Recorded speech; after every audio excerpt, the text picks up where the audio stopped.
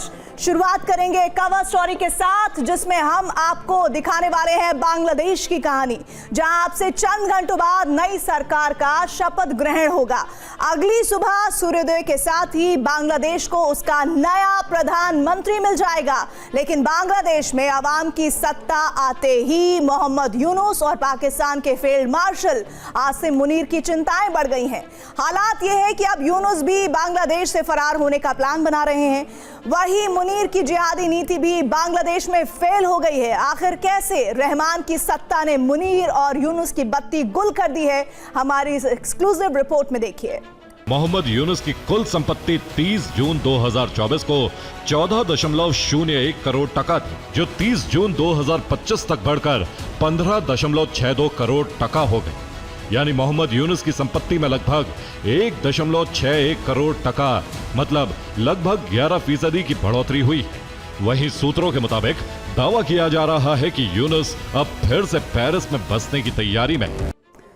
5 अगस्त 2024 के बाद बांग्लादेश में हालात बेहद खराब थे। अर्थव्यवस्था ठप थी, रोजगार धीरे धीरे खत्म होने लगे थे, कट्टरपंथियों का बोलबाला था। ऐसे नाजुक समय में भी यूनुस की नजर बांग्लादेश को बचाने पर नहीं, बल्कि अपनी तिजोरी भरने पर थी, जिसमें उनके मंत्री भी पीछे नहीं है।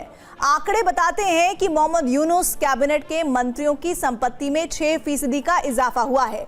कैबिनेट के 21 में से 18 मंत्रियों की संपत्ति तेजी से बढ़ी है, जिसमें उद्योग मंत्री आदिलुर रहमान खान की संपत्ति में 1 करोड़ 23 लाख टका का इजाफा हुआ है। योजना सलाहकार की बात करें, जिनका नाम है वहीउद्दीन मोहम्मद महमूद, उनकी संपत्ति में 1 करोड़ 13 लाख रुपए की बढ़ोतरी हुई है।